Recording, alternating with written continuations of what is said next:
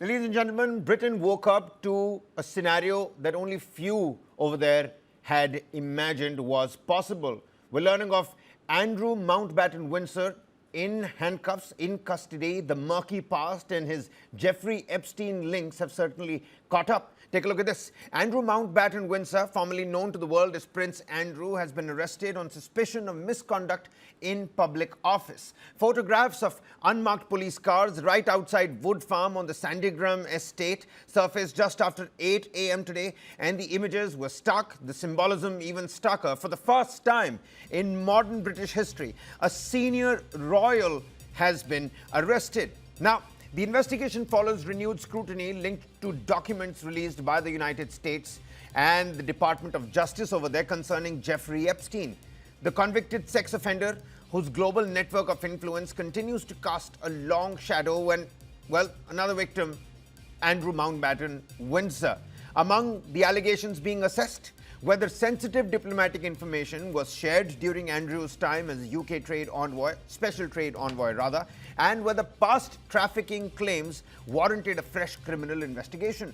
Mountbatten-Windsor, the second son of late Queen Elizabeth II, has always denied any wrongdoing in connection with Jeffrey Epstein. He has previously said that he regrets his friendship with Epstein. However, he has not responded to requests for comment following the latest release of the documents by the British press. But the story has escalated beyond one individual alone. Now, King Charles has broken his silence. In a carefully worded statement, the king, the monarch, said that he had learned of the arrest with the deepest concern, quote unquote, and that the investigation must follow a full, fair and proper process, and that the police have the royal family's, quote-unquote, full and wholehearted support and cooperation.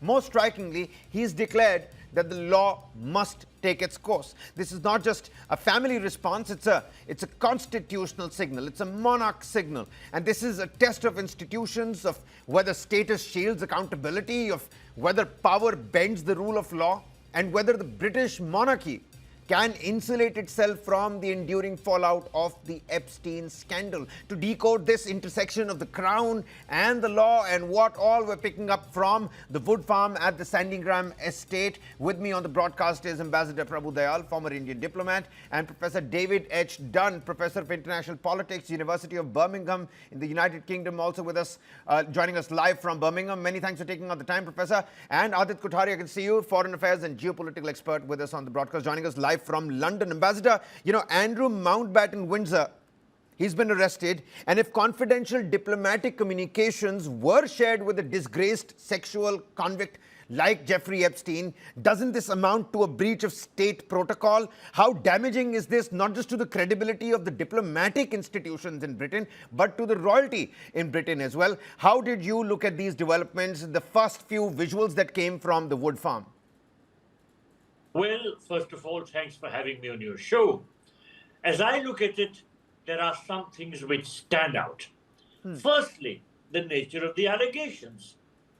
Andrew was arrested on suspicion of misconduct in public office, a serious common law offense that carries a maximum sentence of life imprisonment. The investigation focuses on allegations that he shared confidential government material with the late convicted sex offender Jeffrey Epstein during his tenure as a UK trade envoy. Evidence allegedly emerged from millions of pages of documents released by the US State Department earlier this year. But the second thing which is very important, which stands out, is equality under the law. Yep. Prime Minister Starmer emphasized that the law must apply equally to everyone. In other words, no one is above the law. And the arrest proves that the royalty is not immune to justice. King Charles has issued a statement, as you mentioned, supporting a full, fair and proper process, signaling that the monarchy will not obstruct legal proceedings. Authorities have also confirmed that while in custody at an undisclosed location, he will not receive any royal privileges and that he would remain in a standard cell with only a bed and a toilet. Yep. But thirdly, let me also quickly mention that this entire episode will have an institutional fallout. Of course, the arrest occurred on Andrew's 66th birthday, at a time when he had already been Yep. stripped of his royal titles, military affiliations, and forced to move away from the Royal Lodge to Sandringham Estate. But it will have an effect in terms of what I understand King Charles wants to do, in terms of, reducing the spread of the monarchy and straightening things out. And this will be particularly helpful, I think, for Prince William when he assumes the mantle of the uh, King All right. of Britain. So, all told, this is a very significant development, and we in India are watching it with great interest Yeah. because, as I said, it underlines the fact that no one is above the law. Absolutely. Professor Dunn, many thanks, Ambassador, for your opening submissions. Professor Dunn, how unprecedented is it for a senior royal to be arrested in modern British history? We've got some reactions coming across from the streets in London. People are openly welcoming this particular arrest. And the investigation is still underway. He's not been convicted of this particular allegation, but a former UK prince in handcuffs, in custody, it does, turn eyebrows and heads across the world. Well, this is absolutely unprecedented, and it's a blow to the image of the royal family, without question. However, the UK is a constitutional monarchy, and as part of that, they are not above the law; that they are subject to the law. And when there is evidence of transgression, that needs to be investigated. And in terms of Andrew Mountbatten-Windsor, there is clear allegations for which he needs to provide answers. And I think actually that's entirely in line with public opinion. Public opinion has a very dim view of his behaviour in general, whether that's been illegal or just immoral, but there's certainly questions about both in terms of the sexual aspects of what he's done. And of course, as it's now transpired, there are answers that he needs to give with regard to him supplying state secrets of a commercial and confidential nature to his friend Jeffrey Epstein. Then of course that's also something which has outraged the British public, and they demand an account of that. Well, King Charles has come out with, his statement, Professor Dunn, but is this the monarchy's most serious institutional crisis since, let's say, the Diana era? I think it is, and I think it goes beyond the immediate and the obvious, because what we have here is that they will do a thorough investigation of Andrew, and he will be potentially prosecuted for his alleged misconduct. But there are wider questions here, because there are many groups in the UK, many of them opposed to the monarchy, who are saying, what did the palace know about his behaviour? When did they know it? And what did they do about it? And they're demanding to see communications with regard to all those aspects between members of the royal family going back 10 or 20 years. Now, either the palace can come forward and give those things, which may be potentially embarrassing for the palace, or the palace can say, we're not going to do that and we're not going to share those documents, in which case that might also be damaging. So the damage potentially to the royal family are not limited to the fact that one of its senior members is now in handcuffs and in custody. That the damage to the wider reputation is still possibly one which will spread as a consequence of the way in which the palace has been alleged not to have dealt with and potentially to have covered up activities that he has been involved in of a criminal nature. Yeah. All right. Adit, how do you look at these developments? Clearly quite significant. The Epstein case, it's exposed a global set of elite connections. And is this just another chapter in that story? Or just like Ambassador said in his opening submissions, everybody back here in India is glued to the television screens, glued to the blog posts. They're all very interested as to what's happened. Well, I think actually one of the most interesting aspects of this Professor Dunn, let Adit come in and I'll come back to you. Thanks for that, Kabir. I think if we look at it from a pure objective perspective, the establishment protected one of its own for the longest time.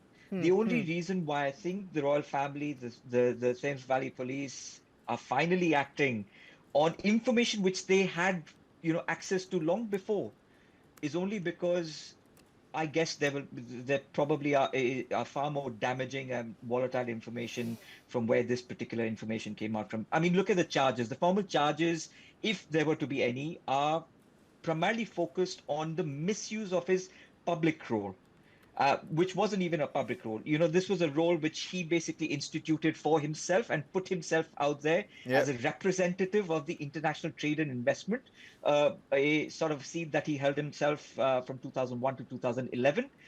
And according to the authorities, where he shared some confidential information with Jeffrey Epstein. None of the charges, none of the arrests that have been addressed at this point go into the direct sexual offenses. Offenses which are incriminating, which are there in the public domain, which we Yep. see on a Yep. regular basis being highlighted on social media. Something that you're showing even now, where he's enforcing himself on young children. The fact that 17-year-old and underage children were basically trafficked into the UK. None of those charges have come into the public domain yet. So I think this is more of a damage control opportunity that the establishment is using, rather than actually going after one of their own. All right. And the reason why I'm so vehemently in belief of this is primarily because even after Jeffrey Epstein was convicted in 2008, he was hosted by Andrew in the Royal Palace grounds. Yep. Yep. So that's information which the Royal House did have. So they should have asked those compelling questions, which they didn't at the time, and which is why I say that they are still above the law. Ambassador, Kabir. look at the King Charles's statement. This is a rare direct royal intervention in an active criminal matter. It signals that there is no institutional shield, something that Professor Dunn already spoke about.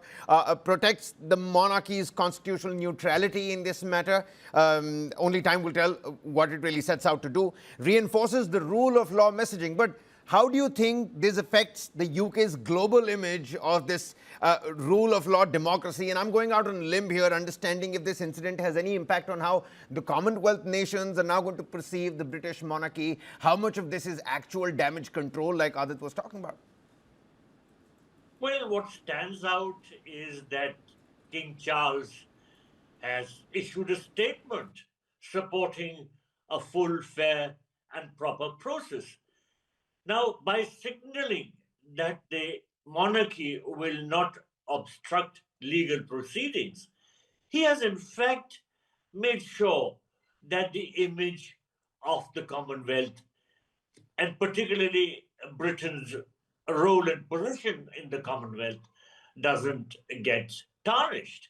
Now, there is no doubt that the arrest of Andrew Mountbatten-Windsor is a historic development, as he is the first senior member of the British royal family in modern history to be arrested. Now, while other royals have faced convictions for minor offences, example, Princess Anne for a dog-related fine in 2002, an actual arrest is virtually unheard of in modern times, and that is why some commentators have cited King Charles I's arrest in 1647 as the last significant parallel. So this is a very, very important development. Yeah. And the position which King Charles has taken and the British government has taken to uphold the rule of law and not to stop the legal process is very significant. So I don't think that the Commonwealth per se will be damaged by this particular event. It's, of course, another matter that the Commonwealth has been weakening for a whole host of other reasons, particularly Britain's own decline in the global system and the emergence of a number of countries within the Commonwealth who are in fact more important globally than the UK itself. But nonetheless, this is a very significant event, Yeah. and Yep. eyes are glued on it. Yes. All right. Professor Dunn, when you talk about the political pressure, We know Keir Starmer's, latest statement as well. But what kind of political pressure is the Labour government under when they're handling such a case? Can you help the Indian diaspora and the Indian viewers who are watching this right now? Where do you think this is going to go on to? How do you think this is going to play out? Well, it doesn't directly affect the Labour government and its standing. However, what it does do is it further adds to the depletion of trust that there is in public institutions more broadly. That's true of the police, it's true of the courts, it's true of journalism, it's true of government and government ministers. And here we have now the royal family tainted by association by one of its leading members. I suppose the other way of looking at it is that in accepting and putting forward that the royal family is subject to the rule of law, it's sending a message to the Commonwealth and to the world more broadly that no one should be above the law. It's interesting that, of course, most of the fallout from the Epstein files has been deliberately focused on the UK. The way in which the Department of Justice from America released these documents was to get everyone to look here and not to look there. And the fact that actually there has been nobody, no men convicted in America, no prosecutions coming from this in America, and indeed the redaction of lots of men's names from the documents that have been released. And of course, the 10 years before this bunch of documents that have been released have not been released, the ones that refer to Donald Trump. So there's a degree of which this focus on Prince Andrew as he was needs to be seen in that wider context of whether the rule of law applies universally or not just to the UK and perhaps to the United States as well. All right, we've got some reactions, like I mentioned earlier, from the streets in London. Let's listen into some of those reactions and we'll come back to our panelists for more. It's just, I suppose, a sign of the world we live in, where power has no responsibility, no ethics. And I mean, he comes from a background of corruption, being above the law. I didn't think so, no. I thought he'd go into hiding and get away with it. Yeah, so, no, that's all I've got to say, really. I'm pleased. Whatever happens to him, I think he deserves fully. I mean, he did get stripped of his titles and whatnot. I think honestly, nothing's going to happen to him, really, if you think about it. You know, he's fully protected by his family. I don't want to say too much into it, but hopefully he gets what he deserves, which is, you know, if it's life in jail, then it's life in jail. If it's exile, then it's exile. I mean, I'm a royalist myself. I do follow the royal family, and I do support them. So hearing that from a member of the royal family is really, it's the last straw, isn't it, really? I think it's only because the public's probably put pressure on, and the media's put pressure on to have him questioned. But he'll probably disappear to some country where he won't be extradited. You heard that, Professor Dunn. I mean, correct me if I'm wrong here. What I understood was that, people have welcomed it, but they think that he's going to get away with it. The royal shield is, far too thick for the police to, probe into it. I think actually that most people are cynical about this, but actually the good thing is that he has been arrested, that the press wasn't informed beforehand, and the King and Prince William are saying that actually the law must run its course, and that this is a test of our institutions and the equality before the law. And I think we will see those institutions tested but come out vindicated by this, because if he is guilty, if the evidence is there, then he will be convicted, and if necessary, he will go to jail. So I think actually in some ways it's a test and a proof of the institutions of the UK rather than anything else. All right. Adit, a final word from you. Could this investigation uncover deep transnational influence networks? And why I'm saying this is because United Kingdom, somehow has opened that door. Maybe, more legal action follows across the world when you're talking about the murky past that's catching up with the powerful across the globe when it comes to the Jeffrey Epstein files. So I think I will have to concur with Professor Dunn on this one. I think the fact that, there has nothing been done in the United States about it, and, it makes me it makes me sick from within to see that, so many people are getting absolutely scot-free, names being retracted, there has been absolutely no noise made about it. And yet, there is this deflectionary tactic where, Prince Andrew is being arrested on something as minuscule as, sharing confidential information when there is far more incriminating evidences out there. Goes to demonstrate that I think very little will be done about this, at least in my lifetime. Who knows? Maybe after 100 years, they might just open the files completely and they'll ensure that all the names are out in the public domain. But for now, we know for a fact that the president of the United States, who's the most powerful man in the world, was closely associated to Jeffrey Epstein. We do not know at this point as to how far those connections were. Whether he was involved in any of the wrongdoings. That's not out there in the public domain, and I don't think it's going to be out in the public domain anytime soon. So yes, there will be geopolitical leverages which will be played in and out of this.